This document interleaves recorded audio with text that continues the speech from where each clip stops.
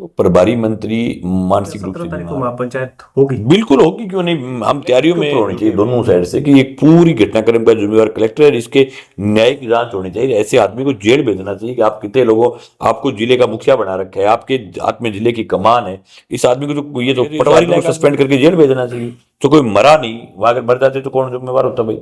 कौन जुम्मर? कितने लोग को समझदार कलेक्टर जैसे नथमल डिडेल जैसा कोई कलेक्टर होता तो मैं ये समझता हूँ कि कलेक्टर 12 बजे जनता के बीच उतर, खुद माइक पकड़ करके खड़ा मिलता। कलेक्टर माइक पकड़ करके बोल देता कि मैं आपको जिले का मालिक, मैं आपको कह रहा हूं कि फैक्ट्री के काम को रोक दिया गया है भाई, और आप वार्ता के लिए 31 लोग या 21 लोग या 11 लोग हमारे पास आओ। ऐसे सैकड़ों वीडियोज है जिनमें घायल पुलिस के जवान को हमारा किसान कंधे पर उठा करके उनको हॉस्पिटल लेकर के जा रहा है। हमारे पास ऐसे बहुत सारे वीडियोज हैं जिनके अंदर जो घायल जो पुलिस का जवान है उनको हमारे किसान, जो पुलिस के जवान भी हमारे भाई थे, हमारे किसानों के बेटे। हमें इस बात का बहुत दुख है अगर किसी के लगा है तो, लेकिन ये जिनके भी लगी है दोनों साइड में, ये लगने का जिम्मेवार कोई आदमी है तो वो है जिला कलेक्टर। माथो खराब है, आई तो कह रहे हैं ई बात खतरी तो व्यवस्था गड़बड़ाएंगे, अभी फिर ये दोबारा पीटे जाएंगे, दोबारा इनकी हालात खराब होगी। ये इनके दिमाग में जो बीमारी घुसी रहती है, ये असलियत को कह देना नहीं करता। अगर किसान नेता कोई कह देगा कि जी ये फोन है, और इनकी सीआईडी वाले इनको ये कह देंगे नहीं जी मंगेश के हाथ में फोन नहीं था, एक हाथी उठा रखा था, तो ये कलेक्टर ये कहेगा हाथी। पागलपंथी की हद क्रॉस है। और ये फिर से कोई उल्टा काम करवाएंगे। पंजाब से 10,000 लोग स्टैंड सिंगल, फैक्ट्री हटाओ क्षेत्र बचाओ, फैक्ट्री तो हटानी ही पड़ेगी, इसमें कोई हमारी तरफ से कोई बीच का रास्ता नहीं। हाँ, ये बंदूक की नोक पर हमें मार करके फैक्ट्री लगा दी, वो सवाल है। ये उपद्रवी लोग थे, ये गुंडे थे, ये बदमाश थे, कैसा बयान दिया। और आज किस प्रकार से फट्टड़ था, किस प्रकार से हालात खराब थी। मंत्री जी कांप रहे थे बोलते हुए, एकदम सरकार यूं लग रही थी जैसे सरकार लमलेट हो गई हो, सरकार जैसे सरेंडर हो गई। मंत्री ये नहीं कह पाया कि हम फैक्ट्री के पक्ष में, फैक्ट्री के खिलाफ। पत्रकारों ने 100 दफा पूछा, मंत्री ये नहीं बता पाया कि हम फैक्ट्री के पक्ष में। नए जो श्रीमान कलेक्टर साहब है, इनका रवैया इस प्रकार का था, ये ऐसे जिलों में इनकी नौकरी की भी नहीं है। और ये क्या आईएएस की तैयारी करते हैं, पढ़ते हैं, एक रूम में रह करके पढ़ने के बाद आईएएस बन गए। इनको फिर क्या जनता कीड़े मकोड़े नजर आने लग जाती है। किसान जो है वो इनको जो है वो पैरों की धूल लगने लग जाता है। इनको लगता है कि किसान की क्या औकात है, तुम तो आईएएस है, तेरे पास हजारों की फोर्स है, तू तो किले में बैठा है, तू तो राजा है जिले का, ये तेरी प्रजा है। तो कोई भी कलेक्टर को खुद को राजा महसूस होने लग जाए, जिला उसको प्रजा महसूस होने लग जाए, तब यही होता है। उनको अब बताना चाहते हैं आप नौकरशाह हो जिले के, आप जिले में नौकरी कर रहे हो, आपका काम है कानून व्यवस्था बनाए रखने का, आप राजा नहीं हो। कई बार खुद को गंगा सिंह समझने लग जाता है कलेक्टर। और ये सिर्फ ये नहीं, एक दो कलेक्टर इससे पूर्व में भी आए थे जो अपने आप को गंगा सिंह समझने लग गए थे। गंगा सिंह जी को ठीक करने का काम भी जिले के लोगों ने किया था। हनुमानगढ़ में जो टीबी क्षेत्र में एथेनॉल फैक्ट्री को लेकर अभी भी विवाद गरमाया हुआ है। एक तरफ प्रशासन जो है वार्ता के बाद ये बात कह रहा था अभी जो दोनों पार्टियों के बीच में समझौता हो चुका है, यानी किसान और प्रशासन के बीच में समझौता हो चुका है। लेकिन इस समझौते को लेकर हमारे साथ मंगेश चौधरी हैं जो यहाँ के किसान नेता है। उस समय प्रेस वार्ता में ये मौजूद थे और उन्होंने साफ तौर पर कहा था कि 17 तारीख को महापंचायत होगी। ये कुछ जो पॉइंट है जिनको लेकर लगातार जो है जो लोगों के बीच में एक तरीके का अंदेशा या भ्रामक चीजें बनी हुई है कि आखिर होगा क्या 17 तारीख को, क्या महापंचायत होगी नहीं होगी। इन तमाम सवालों पर जवाब लेंगे। उससे पहले प्रभारी मंत्री जो यहाँ पर आए थे उन्होंने क्या कुछ कहा इस एथेनॉल फैक्ट्री को लेकर, उन सवालों के भी जवाब इनसे लेंगे। सबसे पहले तो मैं जानना चाहूंगा, एक वार्ता हुई कल और उस वार्ता में ये बताया गया, एक पेज भी वायरल हुआ जिसमें ये बताया गया भी वार्ता विवरण और इसमें हमारी ये सहमति बन चुकी है, तो इसको लेकर क्या कहेंगे आप? जमा एकदम फर्जी बात है। जो वार्ता का पेज जो वायरल हो रहे उसमें कहीं भी ये लिखा हुआ है क्या कि आंदोलन समाप्त हो गया? एक भी लाइन। कोई भी संघर्ष समिति की 15 सदस्यीय संघर्ष समिति जो अंदर जाकर के बातचीत करके आई, उसमें से किसी एक भी नेता का कहीं कोई बयान है क्या कि हमने आंदोलन को समाप्त कर दिया? ये हमारी जो बात कल जो लिख करके दी है, ये तो 100 जूत खा करके और 100 प्याज खा करके मानने वाली बात उन्होंने मानी है। ये बात तो ये परसों सुबह लिख के देने की थी, जिस दिन लाठीचार्ज हुआ, जिस दिन पूरा घटनाक्रम हुआ, उस दिन लिख देते कि एहतियात के तौर पर फैक्ट्री के काम को रोक दिए गए और वार्ता के टेबल पर आए। वो ही बात जो है वो कल शाम को की कि एहतियात के तौर पर हमने काम को रोक दिया, अब वार्ताओं का दौर चलेगा। ये बात सही है कि प्रशासन वार्ता के लिए आगे आया है, सकारात्मक कदम उठाए हैं, लेकिन ये कहीं भी नहीं था कि इससे आंदोलन समाप्त हो गया। हम समझते हैं इस बात को कि आज अगर इतनी सी बात से आंदोलन समाप्त कर दे, आज 600 लोगों को 307 में नामजद किया है, पुलिस लोगों को पीट पीट करके मार देगी, गरीबों को सीधे साधे काम करने वाले, खेती करने वाले किसानों को, ट्रैक्टर वालों को उठा उठा करके पुलिस 307 में चेपेगी, जिंदगी भर घूमते फिरेंगे। अगर आज इस वार्ता में, दूसरी बात, ये जो एक बार का है काम रोका है, और ये 3 महीने 6 महीने बाद इन लोगों को जेलों में डाल करके वापस काम काम शुरू कर लेंगे, कौन जिम्मेवार होगा भाई? जब तक कोई बात का स्थायी समाधान नहीं होता तब तक कैसे कोई मूवमेंट खत्म हो सकता है? आपने देखा दिल्ली का कितना बड़ा मूवमेंट चला, जब देश के प्रधानमंत्री ने मौखिक बोल दिया था, जो है वह अपने एक दिन, उस दिन शायद वो कार्य गुरु पर्व पर, लेकिन जब तक किसान वहां पर रहे बॉर्डरों पर, जब तक सरकार ने लिखित में नहीं दिया, उससे पहले किसान खुशी मना करके घर नहीं आए। जब तक बॉर्डरों पर रहे, जब तक सरकार ने लिखित में ये नहीं कहा तब तक, ठीक है। यही सवाल यहाँ है, जब इन्होंने ये कह दिया कि एक बार काम को रोका, हम भाई काम रोकने के सवाल की बात नहीं कर रहे, हम ये कह रहे हैं फैक्ट्री परमानेंटली यहाँ से हटे, ये गंदगी यहाँ से जाए, ये कैंसर इस इलाके में नहीं फैले। इस इलाके को ऐसी फैक्ट्री की कोई जरूरत नहीं है, पहले से भी बहुत ही जो इलाका है वो बहुत ही समृद्ध इलाका है, इस इलाके में ऐसी फैक्ट्री की जरूरत नहीं। तो क्या 17 तारीख को महापंचायत होगी? बिल्कुल होगी, क्यों नहीं, हम तैयारियों में जुटे हुए हैं। आज हमने जो है वो गुरु घर के अंदर टिब्बी में मैं खुद और भारतीय किसान यूनियन के जिलाध्यक्ष साथी रेशम सिंह माणू का, हम दोनों साथी वहां मौजूद रहे हैं। हम मीटिंग करके आए हैं, संघर्ष समिति की मीटिंग हुई है, संघर्ष समिति ने बाकायदा प्रेस ब्रीफिंग की है, सब कुछ कहा है कि बिल्कुल हम इस लड़ाई के अंदर जो है वो किसानों के इस संयुक्त किसान मोर्चे के साथ है। और 17 तारीख को टिब्बी इलाके से भी, संगरिया से भी, हनुमानगढ़ से भी, पीड़ीबंगा से भी, नौर से भी, भादरा से, पूरे जिले से जो लोग हैं वो आएंगे। और जब तक स्थायी समाधान राजस्थान की सरकार ये घोषणा नहीं करती कि FIR वापस नहीं लेती, और जब तक फैक्ट्री हटाने का लिखित में आश्वासन नहीं देती, तब तक जो है ये लड़ाई जारी रहेगी। ये इस प्रकार का रूमर प्रशासन में, यही रूमर के कारण पिछले दिनों ये झूठ जो प्रशासन लगातार जनता के बीच में परोस रहे। कौन सा संघर्ष समिति के नेता का एक वीडियो दिखाओ, किसी को प्रेस ब्रीफिंग की हो जिसमें कहो हाँ संघर्ष समिति के अगुवा नेता हमारे साथी जगजीत सिंह दिग्गी ने प्रेस ब्रीफिंग किया था, उसके बाद जगजीत सिंह दिग्गी ने स्पष्ट तौर पर बोला है कि उन्होंने 1 कदम बढ़ाया है, हमने 2 कदम बढ़ाए। प्रशासन ने 1 कदम बढ़ाए, हमने 2 कदम बढ़ाए, लेकिन वार्ता ओनली झुंझुनों पकड़ाने जैसी है, इसमें ऐसा कुछ नहीं है जिससे कि हम आंदोलन को समाप्त कर दें। हाँ, यही लेटर सरकार अगर लिख करके दे दे, हम तो कह रहे हैं 17 तारीख से पहले लिख के दे दो, 17 तारीख से पहले लिख करके दे दो कि आपके तमाम मुकदमों को राजस्थान की सरकार वापस लेती है और आपकी फैक्ट्री को परमानेंट हटाते हैं, हम नहीं करेंगे महापंचायत। आज प्रभारी मंत्री हनुमानगढ़ आए थे, उन्होंने कहा भी कहीं पे भी कुछ भी अगर आप सड़क भी बनाने जाते हो तो बहुत विरोध होता है, तो इस एंगल को क्या लेंगे? वो तो कह रहे हैं सड़क भी बनाओगे तो भी लोग विरोध करेंगे, विरोध लोगों का काम है विरोध करना।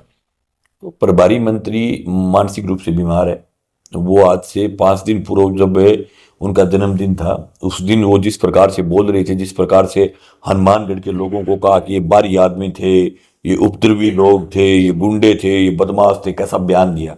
और आज किस प्रकार से फट्टड़ था, किस प्रकार से हालात खराब थी, मंत्री जी कांप रहे थे बोलते हुए, एकदम सरकार यूं लग रही थी जैसे सरकार लमलेट हो गई हो, सरकार जैसे सरेंडर हो गई।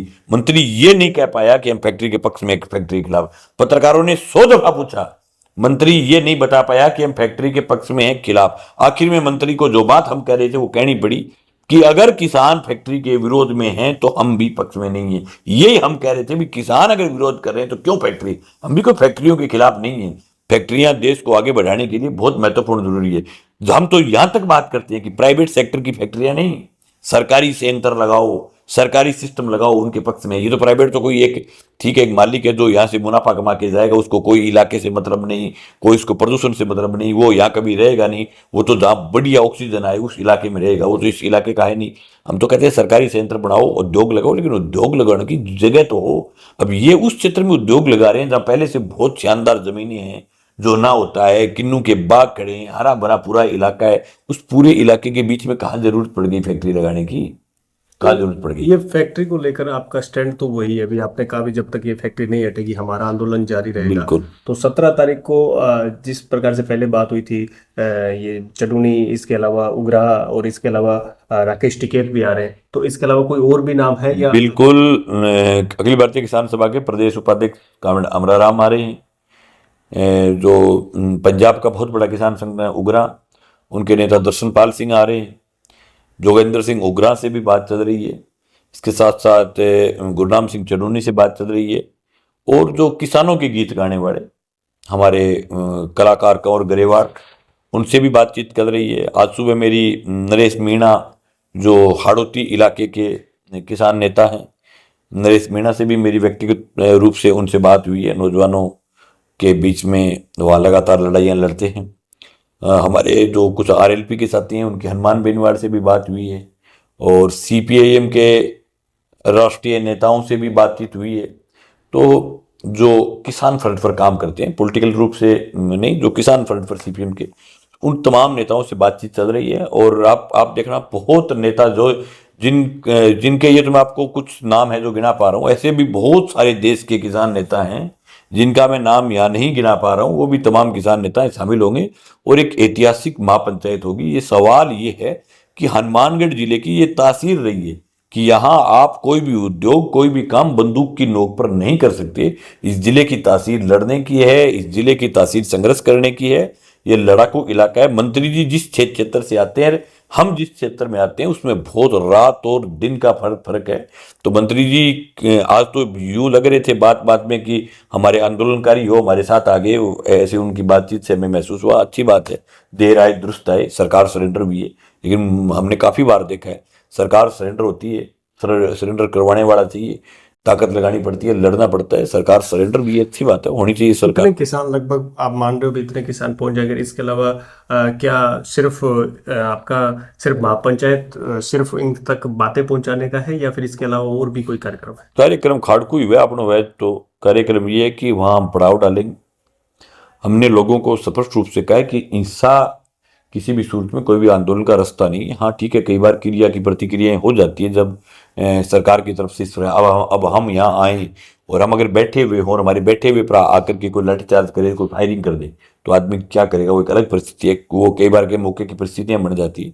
बाकी हम शांतिप्रिय तरीके से आएंगे, पड़ाव डाल करके बैठेंगे, पलाथी मार करके बैठेंगे और सरकार से ये लेटर लिखवा करके वापस जाएंगे। नहीं, आप कलेक्ट्रेट को घेराव करोगे आप, और कलेक्ट्रेट के घेराव के दौरान पड़ाव जो डालोगे आप, ये कंटिन्यूटी कब तक रहेगा? जब तक फैक्ट्री हट नहीं जाती या आपके पास कोई लिखित आदेश नहीं है? वो वहाँ मौके पर संयुक्त किसान मोर्चे के नेताओं से चर्चा करने के बाद, संघर्ष समिति टिब्बी के साथियों से चर्चा करने के बाद मौके के फैसले होते हैं। पता नहीं पड़ाव रखना पड़े, आगे का कार्यक्रम देना पड़े, या घेराव करना पड़े, या क्या कार्यक्रम यहाँ से कूच किस तरफ करना पड़े, ये सब आगे के कार्यक्रम उस दिन मौके पर फैसले लिए जाते। लेकिन वर्तमान में जो ये है कि 17 तारीख को 20,000 के आसपास जो लोग हैं वो कलेक्टेड आए। कल जो वार्ता हुई आपकी 15 सदस्यीय टीम के साथ, जैसा आपने बताया कि वो सदस्यीय टीम थी, इस वार्ता को किस नज़र से देखते हैं? क्या ये दबाव में वार्ता की गई है या जल्दबाजी में की गई? नहीं, ये हम इसमें कोई नेगेटिविटी नहीं है हमारे दिमाग। ये सकारात्मक पहल है। सरकार देर आए दुरुस्त आए पर आई है, अच्छा कदम है। ये कदम हम चाहते थे कि 10 तारीख को सुबह 12 बजे हो जाना चाहिए था। 10 तारीख को नहीं, इससे पहले भी हो जाना चाहिए था। जब लोग लड़ रहे थे तब भी उनके साथ बातचीत होनी चाहिए। बातचीत, हर चीज का रास्ता बातचीत है, ये हमने बार बार कहा। उसी दिन मैंने 20 दफा सरकार को हमने न्योता दिया था, भाई बात करो बात करो, लेकिन ये नहीं कर पा रहे थे। उस समय इनका घमंड जो था वो 7वें आसमान था। अभी इनका जो घमंड है वो ग्राउंड में नीचे चला गया।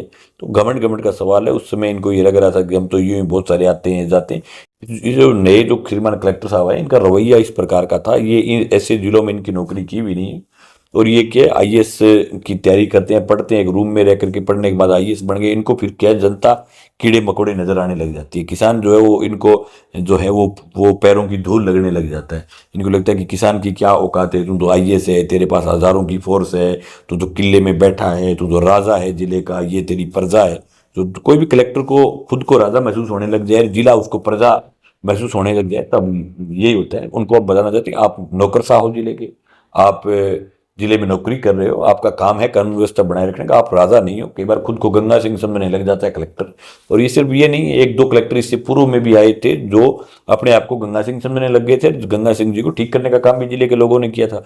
इसी जगह अगर कोई समझदार कलेक्टर जैसे नथमल डिडेल जैसा कोई कलेक्टर होता, तो मैं ये समझता हूँ कि कलेक्टर 12 बजे जनता के बीच उतर, खुद माइक पकड़ करके खड़ा मिलता।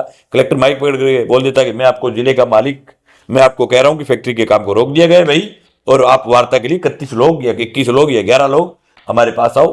2 टप्पे की बात थी। कलेक्टर अगर यूं माइक पकड़ के, कलेक्टर को लोग मार थोड़े देते। जो भी अधिकारी जनता के बीच में बातचीत करने के लिए जाते हैं। कोई जनता ये थोड़ी है भी हम कोई आसमान से उतरे हुए हैं, ये भी तो जो प्रशासनिक व्यवस्था में या जो पुलिस की व्यवस्था में, ये भी तो हमारे भाई परिवारों के लोग हैं, किसानों के बेटे हैं। ऐसे थोड़े भी लोग उनके अंदर मतलब गिर जाएंगे। हमारे पास ऐसे सैकड़ों वीडियोज है जिनमें घायल पुलिस के जवान को हमारा किसान कंधे पर उठा करके उनको हॉस्पिटल लेकर के जा रहा है। हमारे पास ऐसे बहुत सारे वीडियोज हैं जिनके अंदर जो घायल जो पुलिस का जवान है उनको हमारे किसान जो है उनको पानी पानी पिला रहे। हमें दर्द इस बात का है कि एक कलेक्टर की कमी के कारण दोनों तरफ जो भी नुकसान हुआ, चाहे वो पुलिस के जवानों का नुकसान हुआ, चाहे हमारे किसानों का नुकसान हुआ। जो जवान थे वो किसानों के बेटे थे, किसान थे वो किसान थे, तो दोनों साइड हमारा ही नुकसान हुआ है। पुलिस के जवान भी हमारे भाई थे, हमारे किसानों के बेटे। हमें इस बात का बहुत दुख है अगर किसी के लगा है तो, लेकिन ये जिनके भी लगी है दोनों साइड में, ये लगने का जिम्मेवार कोई आदमी है तो वो है जिला कलेक्टर हनुमानगढ़। ये जो 307 की जो FIR जो हम पर की गई है, वैसे हम कोई वकीलों की एक टीम से राय ले रहे हैं, ये इस कलेक्टर के ऊपर होनी चाहिए दोनों साइड से कि एक पूरी घटनाक्रम का जिम्मेवार कलेक्टर है, इसके न्यायिक जांच होनी चाहिए। ऐसे आदमी को जेल भेजना चाहिए कि आप कितने लोगों, आपको जिले का मुखिया बना रखा है, आपके हाथ में जिले की कमान है। इस आदमी को तो, ये तो पटवारी लायक आदमी नहीं, ये तो पटवारी के लायक आदमी नहीं। इससे अच्छा तो सेंस पटवारी रखता है, जो पटवारी भी इससे अच्छा फैसला ले लेगा। तो ये आदमी कितने लोगों को मरवा सकते हैं, इसकी न्यायिक जांच बननी चाहिए। हिसाब से तो इस आदमी को सस्पेंड करके जेल भेजना चाहिए। तो कोई मरा नहीं, वहां अगर मर जाते तो कौन जिम्मेवार होता भाई? कौन जिम्मेवार? कितने लोग मर सकते थे और सैकड़ों लोग मर जाते, उसका जिम्मेवार कौन होता? कलेक्टर तो था जिम्मेवार। इतनी सी बात के लिए लोगों को मरवा दिया कि मेरा ईगो हर्ट हो जाएगा, मैं अगर वहां चला जाऊंगा तो माननीय कलेक्टर महोदय की बेइज्जती हो जाएगी। पैंट शर्ट पहन करके, पैंट बाबू बन के यूं ऑफिस में ऐसे घूम करके रहूं तो अच्छा रहे। नई बुशर्ट पैर के जो खुद नहीं है गंगा सिंह की फीलिंग करे, गलत बात है। ऐसे नहीं करना चाहिए कलेक्टर को। बार बार बाहर के लोग क्यों बात आ रही है? तो अगर मत तो खराब है, आई तो कह रहे हैं ये बात खतरी तो व्यवस्था गड़बड़ाएंगे, अभी फिर ये दोबारा पीटे जाएंगे, दोबारा इनकी हालात खराब होगी।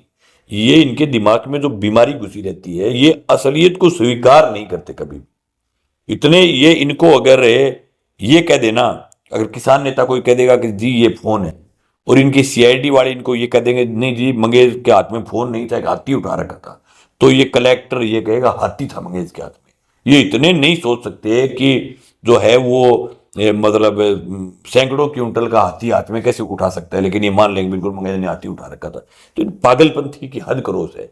और ये फिर से कोई उल्टा काम करवाएंगे। पंजाब से 10,000 लोग आ सकते हैं क्या? उनको लाने के लिए कितने संसाधन चाहिए, कितना पैसा चाहिए? कैसे पंजाब से 10,000 लोग आई मान को 200-400 लोग, कोई जैसे बंदियां जो भाषण देने के लिए या कोई कमेटी से जुड़े हुए या किसी के रिश्तेदार कोई आगे, बड़ी बात नहीं। मैं इसको गलत भी नहीं मानता। पंजाब हरियाणा में भी हमारे भाई रहते हैं, किसान हैं, किसानों के बेटे। हम भी बहुत सारी पंजाब की लड़ाइयों में, हरियाणा की किसानों की लड़ाइयों में जाते हैं, वो भी हमारी लड़ाइयों में। तो ये तो है नहीं भी पंजाब हरियाणा हिंदुस्तान का हिस्सा नहीं है, वो भी हमारे देश का हिस्सा है, वो आ सकते हैं। कहीं आपसे एक सवाल है, कहीं बीच का रास्ता निकल सकता है या स्टैंड सिर्फ और सिर्फ आपका यही? स्टैंड सिंगल, फैक्ट्री हटाओ क्षेत्र बचाओ। फैक्ट्री तो हटानी ही पड़ेगी, इसमें कोई हमारी तरफ से कोई बीच का रास्ता नहीं। हाँ, ये बंदूक की नोक पर हमें मार करके फैक्ट्री लगा दे, वो सवाल अलग है भाई।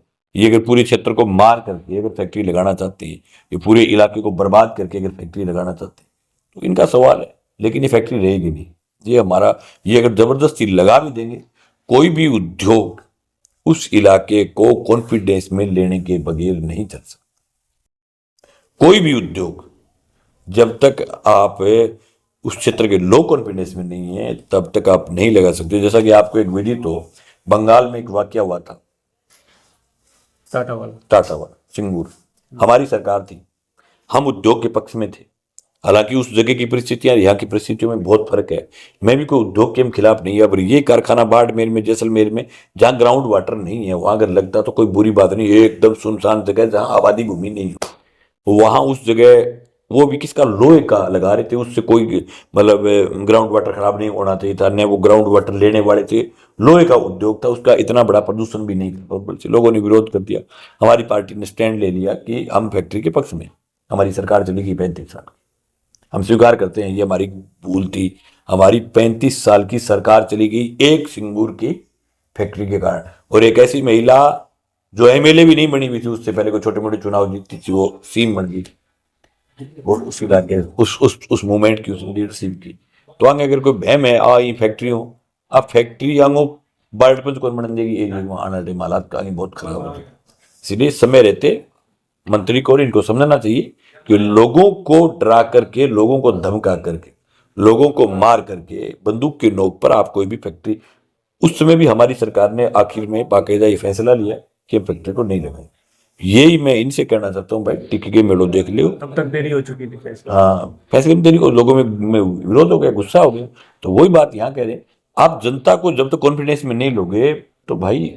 ये थे हमारे साथ मंगेश चौधरी, जिन्होंने साफ कर दिया भी 17 तारीख की महापंचायत जो है वो होनी है और उसमें कई बड़े दिग्गज किसान नेता और इसके अलावा काफी ऐसे चेहरे शामिल होंगे जो कहीं ना कहीं पूरे देश भर में या किसी भी प्रदेश में किसान नेतृत्व करते हैं और किसान हितों के लिए लड़ाई लड़ते हैं। हनुमानगढ़ से मेरे सहयोगी जसविंदर के साथ कुलदीप शर्मा।